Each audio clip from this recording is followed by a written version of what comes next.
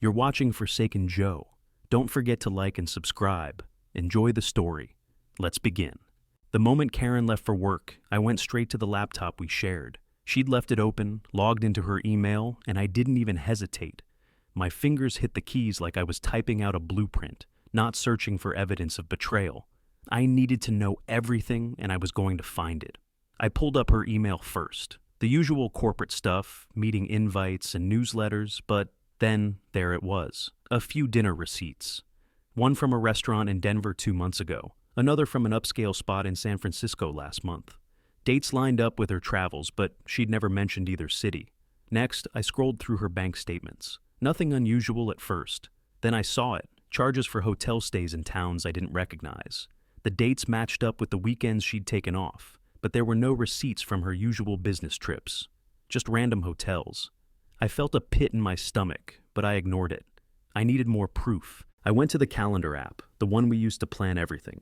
It's where we'd both share our work schedules and personal plans. It was here that I found the real smoking gun. There were multiple events tagged with Brent's name, marked as meetings or work discussions, but they were never planned during regular office hours. The entries read like messages between two people who shared something outside of work. "Can't wait for next week, just you and me," one said.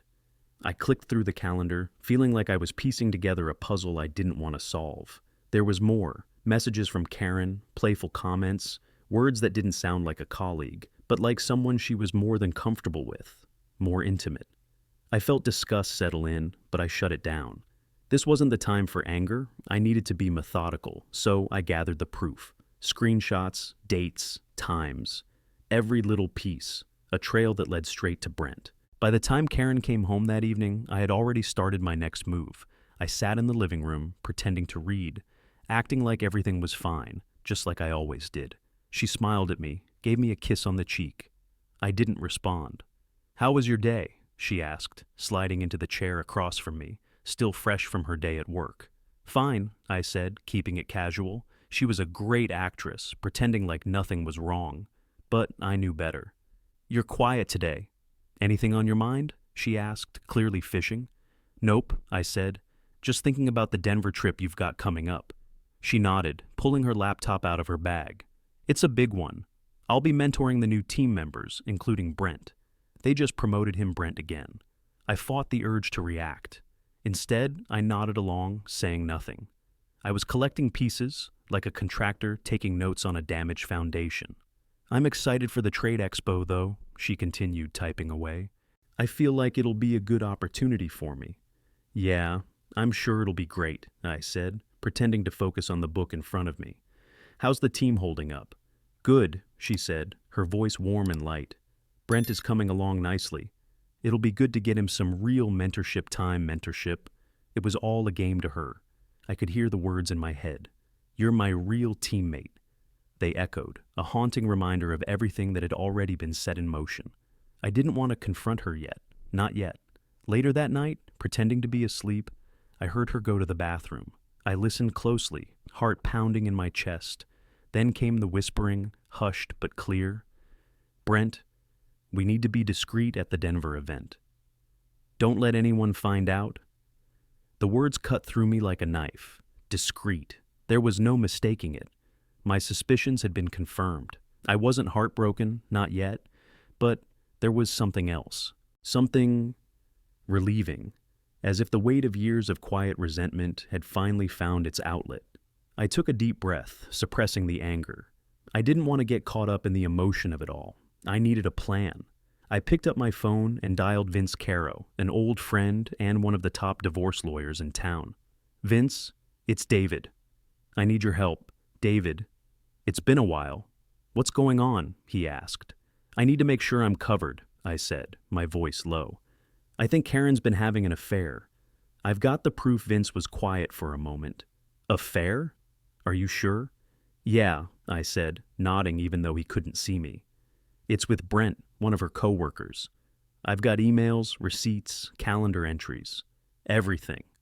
"All right," Vince said. "Get it all to me. A flash drive with everything you've got. And we'll go from there." I grabbed a flash drive and loaded it up with every piece of evidence. As I handed it off to Vince, I learned something else that made my stomach churn. Brent worked under Karen, and she was the one who'd pushed through his promotion, a violation of company rules. That was it. That was my leverage. I walked away from Vince's office feeling like I had control of the situation, but the anger was simmering beneath the surface, building. It wouldn't be long now before I had to make my move. The next phase was already set in motion. I just had to stay focused. The next morning, I opened my phone to check social media. There it was, Karen and Brent, smiling like nothing was wrong, standing together in a bar. The caption, "My real teammate." My stomach dropped. The picture was casual, but the words cut like a knife. My jaw clenched and I took a breath. This wasn't about heartbreak anymore. This wasn't even about betrayal. It was just a fact. She had made her choice. Now it was time for me to make mine. I didn't wait. I opened the comments section and typed, "Congrats. Divorce papers on the counter." Before I could even think about what I'd just done, my phone lit up with notifications. Karen's friends, her mom, Karen herself. My heart didn't race anymore. The anger was sharp, calculated. I ignored every single call. I grabbed my keys and headed to Lori's house. She was the one person who might understand, who might see me clearly for once. I walked in without knocking. Lori was sitting in her kitchen, scrolling through her phone. She looked up and gave me a sharp, knowing look. "Sit down, David." I didn't need to explain. Lori had always known the weight I'd been carrying. She'd seen it before, the way I'd shrunk over the years.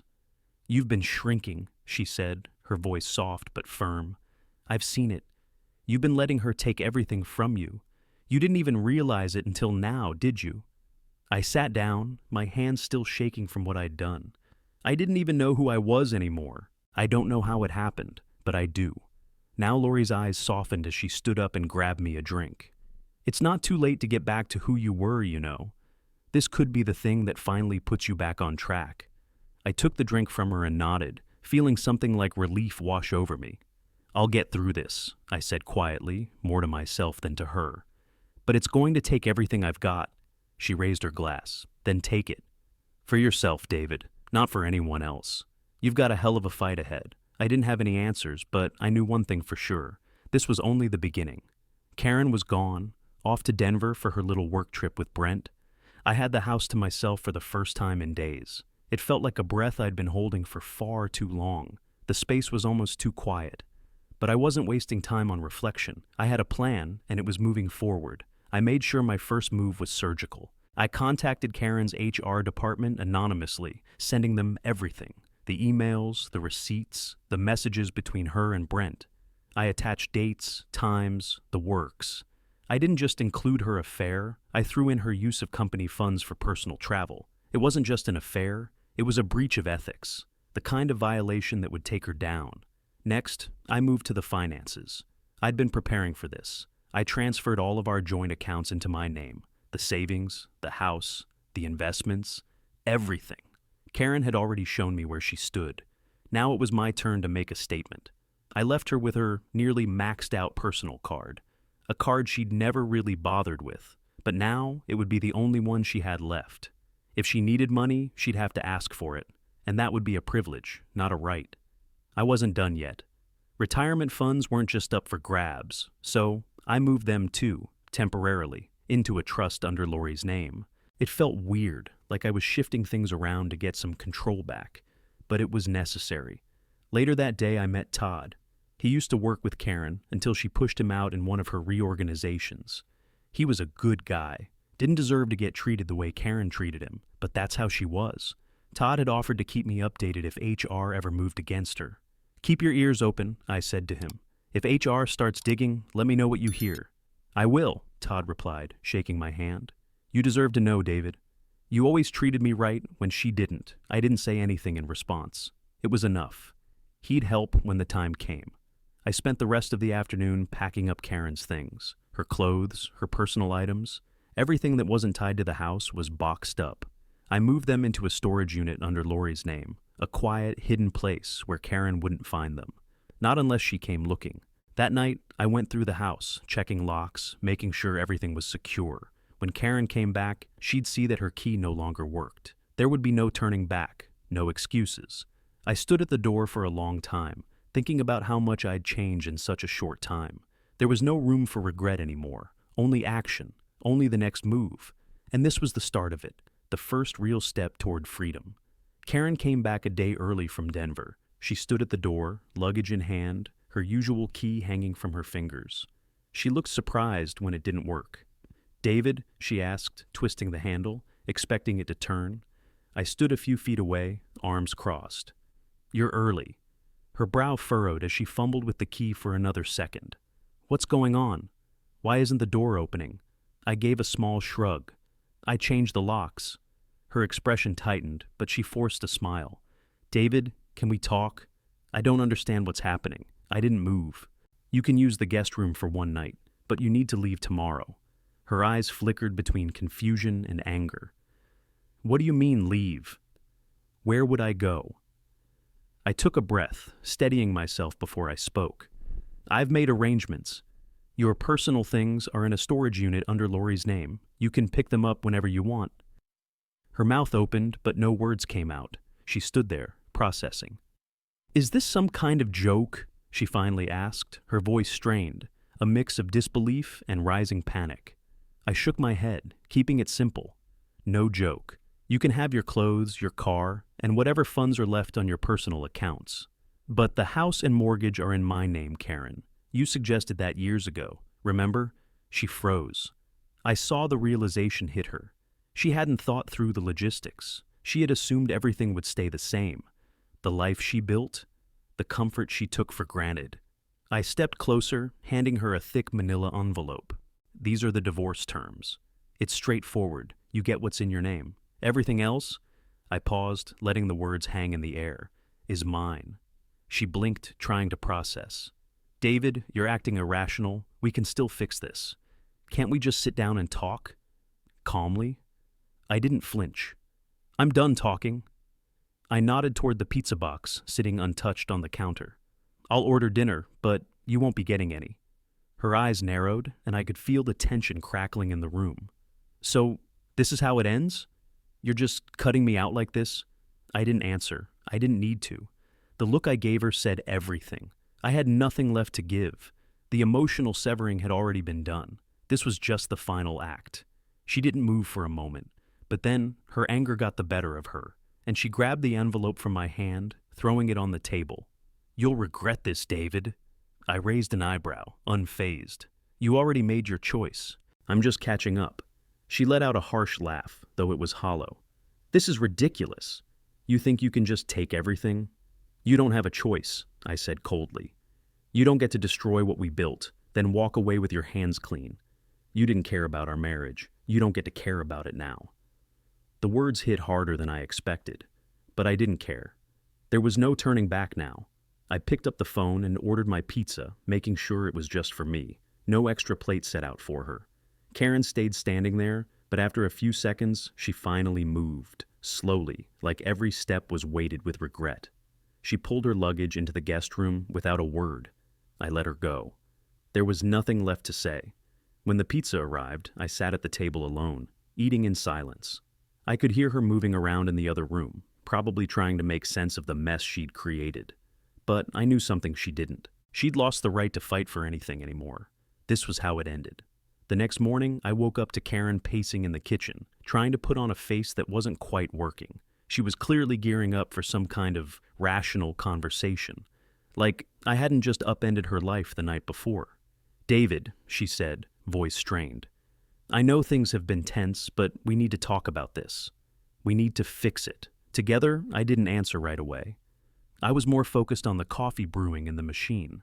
It was taking longer than usual, probably because I was stalling. I needed to hear her out, one last time, so I could keep my poker face intact. She sat down at the table, trying to look casual, but I could see the nervous energy in her movements. This isn't like you," she continued, voice cracking just a little. "You've been distant for months, and I know I've made mistakes, but I need you to see that we can fix this." I finally turned and gave her a look that had no warmth in it. "Fix it? You really think we can fix it after everything?" Her eyes darted away, the guilt flashing across her face before she caught herself. "Yes, I know it's complicated, but we can. Then her phone rang. I watched her glance at the screen, and I saw her face shift. It was HR. I could tell it wasn't a casual call. She hesitated, but then picked up. Karen, the voice on the other end said, we need you in for a meeting. Legal will be present. It's urgent. She froze. I could see her trying to process it, and a slight tremor went through her hand as she held the phone. I didn't know this was happening today. What's this about? The voice on the other end didn't waste time. You've been asked to attend an HR investigation, Karen. Please be prepared. She hung up, her face pale now, and for the first time in weeks, I saw her shield drop. That confident, collected demeanor she had perfected in front of others, gone. I don't know what this is about, David, she said, her voice wavering. I've always done what's best for the team. What's this all about? I didn't speak. I couldn't. There was a strange satisfaction in watching her unravel, watching the certainty that had once defined her now slip away in real time. Todd texted me just then, his message short and sweet. She's being questioned separately from Brent. They found the messages, the funds misused too. I didn't let her see me glance at my phone, but I could tell Karen knew something was off. She stood up abruptly, pacing again. I swear, David, I didn't. Just go to HR, I said quietly. Let's see how this plays out. Her facade cracked completely. You did this, didn't you? I stayed silent. She had no idea how much more was coming her way. Karen grabbed her bag, heading for the door without another word. But before she left, she stopped. Her voice was strained, almost pleading, but I didn't care. David, please! We can figure this out. It's not too late. I nodded, keeping my gaze steady. You've made your choices, Karen. Now you get to face the consequences. I watched her leave, and the house felt quieter than ever. The morning dragged on, and by noon, I got the call.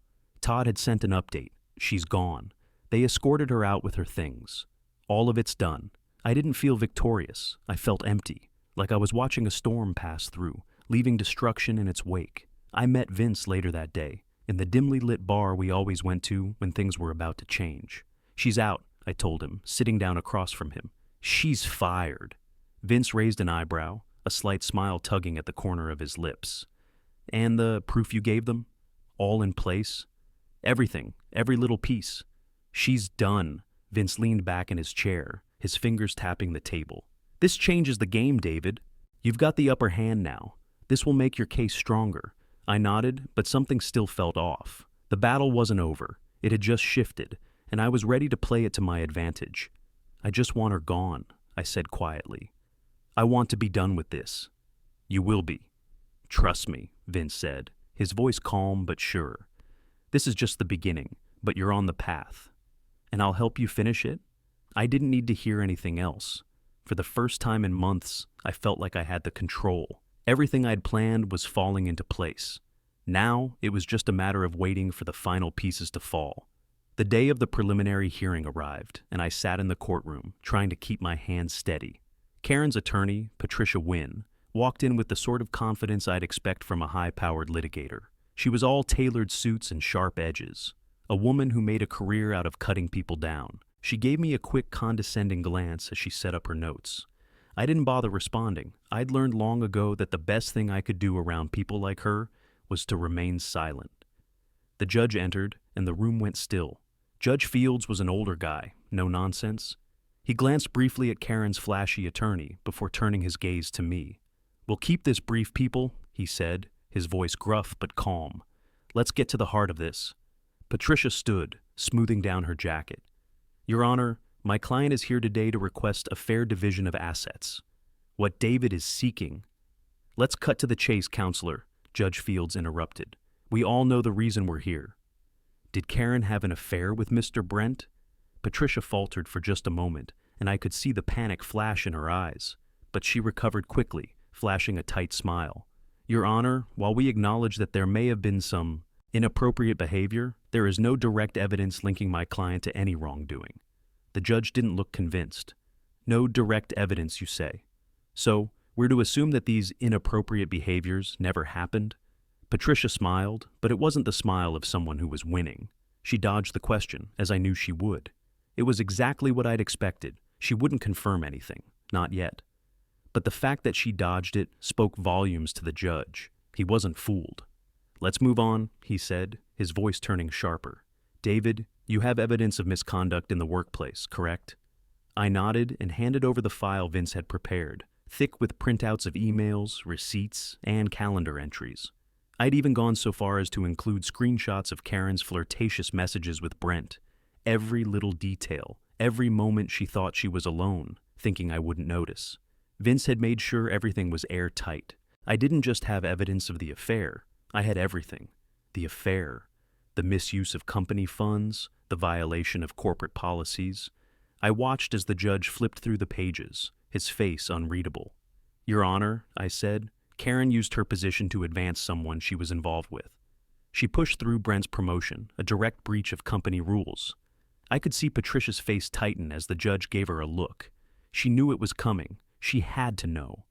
I could almost feel her scrambling for a way to save face. "And what would you say to the fact," I continued, "that she's been using company funds to pay for personal trips?" Patricia's glare could have cut glass. But it didn't matter. The evidence was out in the open now, and there was no taking it back. The judge adjusted his glasses, staring at Karen for a long beat. "This is quite serious, Mrs. Larkin." "Very serious." The words sank in. Karen had been trying to keep her composure throughout the proceedings, but now her shoulders slumped. She knew she was losing. The judge turned back to me. "Mr. Larkin, I'm inclined to grant temporary control of the house and investments to you. As for the transition payment—" $10,000, Vince chimed in, flipping through his notes. "For Karen's immediate needs, Your Honor. We have no objection." "Very well," Judge Fields said, making a note. "The house, the investments, and a transition payment of $10,000 to Mrs. Larkin. Anything else?" Patricia's face darkened. "We request half of everything, Your Honor. Assets, savings, alimony." The judge raised an eyebrow. "Half of everything?" "Half of everything," Patricia repeated, sounding less confident now. The judge didn't even hesitate. "Denied." I could hear Karen's breath catch. She was staring at her lawyer now, waiting for some kind of rebuttal. But there was nothing to say. Her lawyer's expression was that of someone who knew they had been outplayed. The judge's gavel came down with a resounding bang. "This hearing is adjourned. The next stage will proceed based on what I've ruled today. Mrs. Larkin, I suggest you prepare accordingly." As we stood up, Patricia gave me one last glare before she walked out with Karen. Vince gave me a slight nod. "We've got them on the ropes now," he said, his voice low. "Let's keep it that way," I replied, feeling the weight of the moment start to settle in. I wasn't sure if Karen realized it yet, but this was just the beginning. She had no idea what she was in for. The legal back and forth stretched on for weeks. Karen's side demanded half of everything. Half the house, half the savings, alimony. It was ridiculous. But they weren't done. She insisted on a non-disclosure agreement, something to cover up the affair, sweep it all under the rug. Vince called it exactly what it was. Blackmail. "Stay firm," Vince said over the phone. "They're testing you. If you cave now, you'll be paying her for years. Don't back down. I didn't plan to. I had all the leverage I needed. She could try to claim that I was being vindictive, but the evidence of her own misdeeds was too solid to ignore. If she wanted to fight, she'd lose." Then, 3 days later, her lawyer sent a new proposal. They were willing to settle, but only if they got a small cash increase and some worthless timeshare. It was laughable. "Is this a joke?" I said to Vince, showing him the email on my phone. "She wants a timeshare?" Vince smirked, leaning back in his chair. "A desperate one. They're trying to save face. They want something. Anything to claim as a win, I didn't hesitate. I agreed to the terms, but with one condition. The settlement would be final. No appeals, no negotiations, just a clean break. That night, after everything was signed, I heard news that Brent had been transferred to a distant branch. It was a quiet victory, but it didn't give me satisfaction. He was just a symptom of the real problem, and now he was far out of reach. I didn't feel the sense of justice I thought I would. Instead, I started reclaiming my life in small ways. I cooked meals Karen had always hated, dishes she would have never let me make when she was around. It was therapeutic, a way of marking my independence. I redecorated, moving furniture around the way I liked it, not having to compromise with her tastes anymore. And I enjoyed the quiet evenings that used to feel suffocating. I could breathe.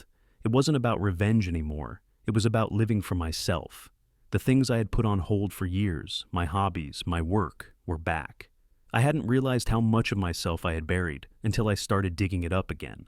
But as the days went by, something still nagged at me. There was no moment of joy, no feeling of finality, just a quiet, hollow satisfaction that things were finally moving in the direction I wanted. It had been a few days since the settlement was signed, and I thought that was it. No more back and forth, no more games. I had moved on. I was rebuilding, taking control, making decisions for myself for the first time in ages. I was cooking what I wanted for dinner, putting my own spin on the house, enjoying the silence. But then Karen showed up, standing at the door with that same look on her face, the one she'd had all those years ago, the one that always made me cave. "David," she said softly, her eyes full of something that looked almost like hope. "Can I have 5 minutes? Please?" I stood there for a moment, weighing it. I hadn't heard from her since the settlement was signed. No calls, no texts, nothing. I thought maybe she'd finally accepted it. But here she was asking for more of my time, of my attention. "Why?" I finally asked, keeping my voice steady. "What's left to say?" She shifted uncomfortably. "I've lost everything, David. Everything. And I don't know how to fix it, but I need you to know that I want to try again. I'll go to counseling. I'll do whatever it takes. Just give me a chance." I could feel the words settling in the air, but they didn't land the way I thought they would. Part of me wanted to say yes, to believe her, to imagine a world where things could be different. But I couldn't ignore what was true. I shook my head slowly, the heaviness of it all sinking into my bones. "You lost me a long time ago, Karen. You just didn't see it. I've been gone for years, and you never noticed. I've been walking on eggshells, trying to make it work, trying to fix something that was broken from the start." Her face faltered, and for a second, I saw the woman I had once loved, the woman I had tried to build a life with. But then the moment passed, and the distance between us grew wider. "David!" Her voice cracked, and she stepped closer, as if to bridge the gap, but I stayed where I was. "No," I said firmly. "It's not about fixing things. Some things just can't be fixed, and I'm not going to let you keep dragging me back into that." She didn't respond right away, just stared at me, as if hoping I'd change my mind. But I knew this was it. This was the final decision I needed to make. "You've lost me," I repeated, quieter this time. "I've been gone for years, Karen. You just didn't want to see it." The tears started then, and she reached for me, an instinctive, desperate move. But I stepped back, my chest tight. "You can't fix everything with apologies," I added. "You can't fix us." "It's over." She didn't say anything for a while. The silence stretched between us, uncomfortable and suffocating. Finally, she turned away, a tear slipping down her cheek as she walked to the door. As she left, she whispered, "I'm sorry." I didn't reply. I couldn't. I stood there for a while, listening to the sound of her footsteps fade away. It felt final, but not in the way I'd expected. There was no sense of triumph or relief. There was just the quiet aftermath of something I had let go of long ago. Later, Vince checked in, like he always did. "How did it go?" he asked. "She's gone," I said, my voice flat. "It's done." He paused for a moment before responding. "You made the right call, David. It's all over now. It's time to move forward." I sat down at the table, feeling a strange mix of numbness and something else. Maybe peace, maybe just emptiness. I didn't know. I started writing again that night, lessons from the end of a marriage. The words came slower than usual, but they were real. They were mine. I didn't know where this journey was headed, but I knew I had to finish it. The chapter with Karen was closed. Now, it was time to write the next one. I looked around the house at all the changes I'd made in the last few days. It was still mine. It had always been mine, but now it felt more like it. The door had closed behind her, but I wasn't looking back, and I wasn't going to regret it. The divorce decree arrived late that afternoon, wrapped in an envelope with official-looking seals and stamps, the kind that made it all feel final. I wasn't sure what I expected, but when I opened it, there it was, the clean break I had fought for. Everything in black and white. The house, the investments, my freedom. The last thing I saw was a bottle of aged whiskey sitting on the kitchen counter, from Vince. Congratulations of sorts. I didn't touch it right away. Instead, I took a long look at the empty house. The silence felt different now.